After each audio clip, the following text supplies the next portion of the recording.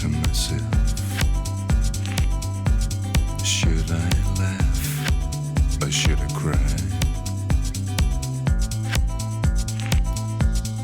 Ce sont deux séries que l'on pourrait appeler des paysages urbains, où dans chacune d'entre elles il peut y avoir une recherche graphique qui a pour but, je dirais, de mettre en valeur un petit peu la place de l'homme dans cet environnement. Et la deuxième série, donc une série sur un quartier en particulier, qui se situe donc au nord de Madrid. Et c'est une ville qui est sortie de terre en quelques mois. Je présente un extrait de 6 photos d'une série qui s'appelle Marilyn and I, qui en fait c'est une exploration de mythes modernes à travers un objet qui est une vraie robe de Marilyn Monroe. Je m'invite chez les gens, chez les admirateurs, chez les gens pour qui Marilyn Monroe représente quelque chose de très important. Et donc j'essaie de comprendre pourquoi le mythe et la légende de Marilyn Monroe est toujours d'actualité aujourd'hui, plus de 40 ans après sa mort. Et donc, c'est un travail de mise en scène, c'est un portrait en relation avec un objet qui est la robe. Je donne la parole aux admirateurs de Marilyn Monroe d'exprimer leur passion, en quelque sorte. Quand j'ai lu le dossier et donc les objectifs un peu du concours, je me suis dit c'est le concours, ça collait très bien avec le projet que je venais de réaliser. Parce que le thème c'était donner la parole, donc moi j'ai fait un travail sur le travail sur l'identité des hommes et des femmes sur le fleuve Niger. C'était aussi l'occasion pour ces gens-là, pour les femmes et les hommes, de s'auto-représenter en face de l'objectif et dans leurs conditions de travailleurs. Et donc donner aussi la priorité à cette dimension du travail. C'est un univers c'est un peu l'enfer et le paradis en même temps. C'est un témoignage. Je voulais rendre hommage à des ouvrières, des anciens salariés d'une usine qui avait fermé en 90. Et donc je les ai rencontrés, interviewés, et de ces interviews j'ai extrait une phrase pour en faire un seul texte du moins, qui aurait une seule voix, d'un témoignage humain. C'est un travail, on peut dire un travail humaniste. C'est le plus bel hommage que je peux leur rendre, c'est de les montrer tels qu'ils sont et beaux et humains. Voilà, c'est simple, hein, c'est très simple. On se fie souvent aux premières apparences et on peut dire ça c'est dur, mais si on prend le temps après de connaître, eh bien on va au fond des choses et on voit quelque chose de beaucoup plus doux.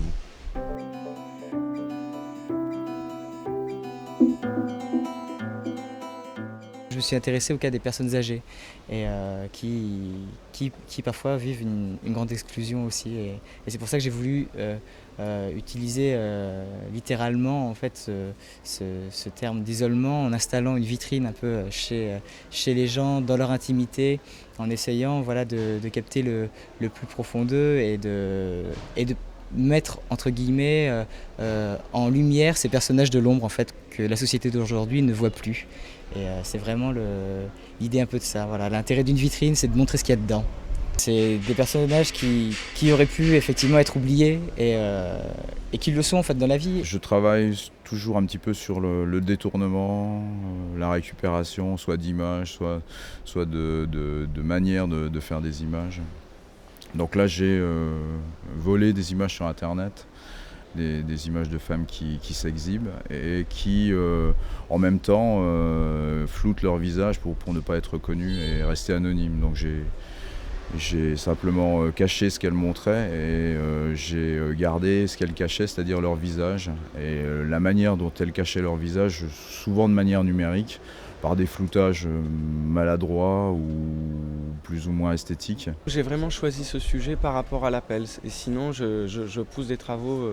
Je pousse un travail qui est plus orienté sur l'arrivée justement comment on appelle ça, de la mondialisation à La Réunion, quoi, tout simplement. Et je le fais pas aller en diptyque, mais j'ai deux boulots parallèles.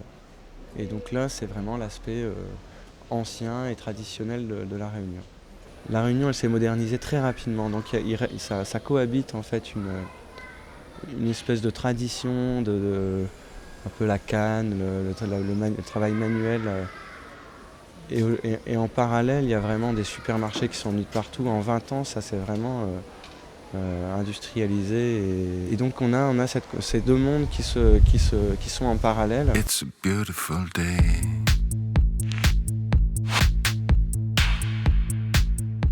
c'est un peu la Mecque de la photo, quoi. C'est là où effectivement le festival fête ses 40 ans cette année. Et c'est un festival qui est effectivement chargé d'histoire. Donc le festival représente pour moi une visibilité extraordinaire pour un amateur comme je peux l'être. C'est formidable en fait parce que c'est la 4e année que je viens à Arles, mais au titre privé, parce que le festival c'est un lieu incontournable pour la photographie. Et le fait d'être exposé à Arles, ça donne encore une autre raison supplémentaire de bénéficier ces rencontres et montrer ton travail. J'ai exposé déjà en Italie, mais c'est vrai qu'ici, pour moi, ça représente une vitrine internationale. Mais c'est vraiment tombé un peu comme une chance. Au niveau des gens, tout le monde a le sourire, on est là pour la photographie, et dans sa globalité, et dans la diversité des expositions, donc l'énergie est liée. Enfin, moi je viens la chercher. C'est le thème quand même, c'est bien les rencontres d'Arles et ça se justifie tous les jours. Et les rencontres, elles sont très constructives et c'est très intéressant, c'est très encourageant même. C'est vraiment un super coup de projecteur et une mise en lumière vraiment de mon travail, quoi. On participe aux lectures de portfolio, donc là où on rencontre aussi des professionnels qui ont un regard aussi très aiguisé en fait de ce qu'est la production photographique. C'est quand même un lieu important de la photographie, un lieu prestigieux, et puis un supermarché aussi de la photographie, donc tout ça à la fois, donc c'est bien d'être là, oui, d'être visible. On voit plein de choses, c'est beaucoup d'un coup, donc c'est pas encore digéré, mais ça me fait plein pour les yeux, je sais pas comment le dire. J'ai eu la chance de rencontrer des éditeurs ici, au début de cette semaine notamment. Donc prise de contact, échange de téléphone, de mail, etc. Pour moi, c'était très positif. It's a beautiful day. It's a beautiful, beautiful, beautiful day. Je voulais remercier SFR et son président Franck Esser pour cette générosité, pour cet apport technologique. Et puis cette année, quelqu'un qui pour moi symbolise le jeune talent, bien qu'il soit le maître et le parrain, qui est Reza. C'est vrai que je n'étais pas venu à Arles depuis 20 ans. Et Claudie Mogendre, que je le vois dans la rue et qui me dit « Mais Reza, qu'est-ce que tu fais dans les jeunes talents ?» Il croyait que moi je faisais exposer parmi les jeunes talents. Et ma réponse était « Tu sais, on reste toujours jeune en faisant ce métier. » Et je crois que vous savez tous, regardez le plus jeune, Marc Ribou, qui est là aussi, là, parmi nous. Merci Marc. Être parrain de ces jeunes talents, c'est un vrai grand plaisir pour moi. Et que j'ai envie que ça soit eux qui soient ici, parce que vous avez vu leur travail. It's a beautiful day.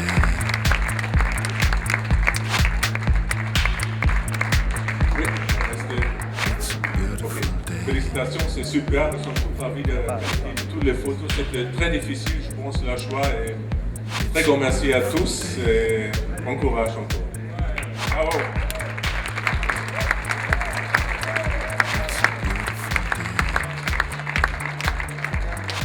La photographie, c'est quelque chose de très individuel, très personnel, mais que parce que c'est pas académisé, il faut aller chercher presque les talents.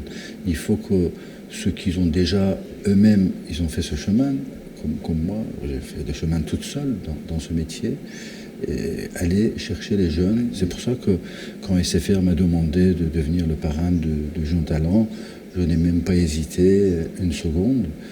J'étais extrêmement, je dirais, surprise par la qualité de tout le travail qui était présenté à SFR Jeunes Talents. Finalement, c'est devenu un des meilleurs dans destination pour tous les jeunes qui cherchent et qui savent que finalement, s'ils arrivent là-bas, ça va faire une grande différence dans leur vie. Avec les nouvelles technologies, avec la réputation qui se fait, avec le nom, et je suis persuadé que ça peut devenir encore 1000 fois mieux et devenir une vraie destination pour tous les talents du monde. Cet effet de loupe, il est complètement international, mondial. C'est-à-dire qu'il prend en compte l'ensemble des problèmes de la mondialisation. Sur l'Afrique, on a vu ces portraits d'Africains qui sont là, qui sont très étonnants.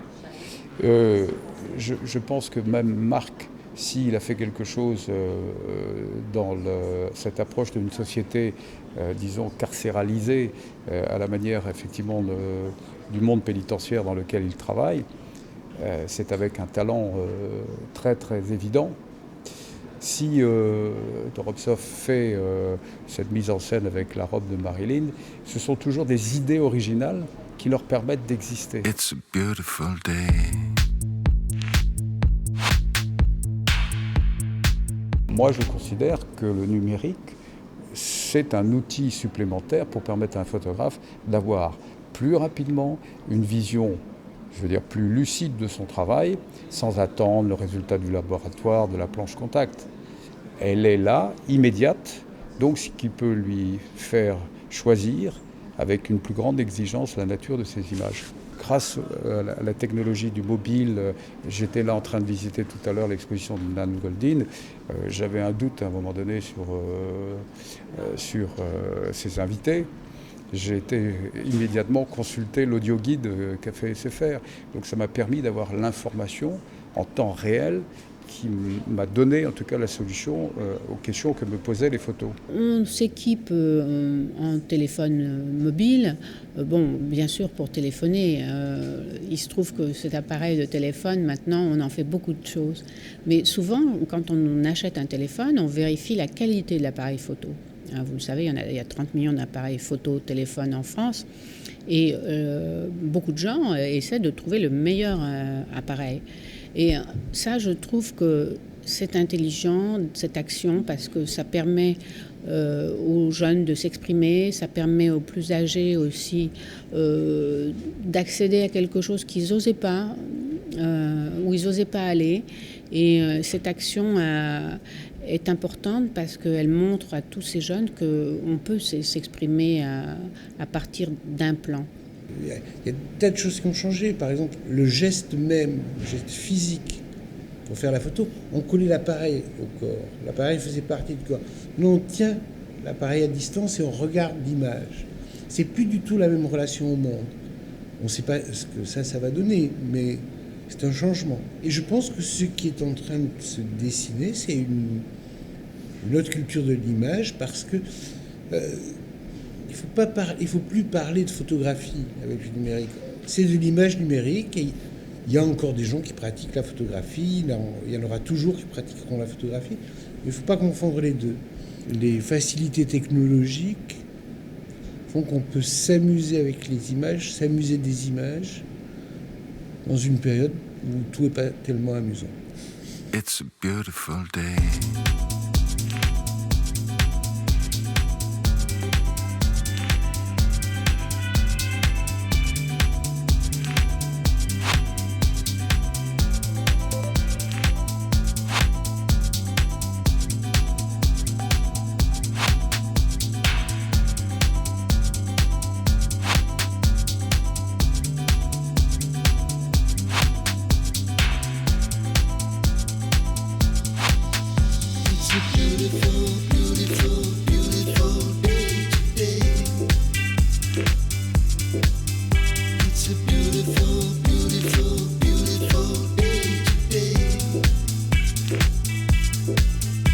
It's a beautiful, beautiful, beautiful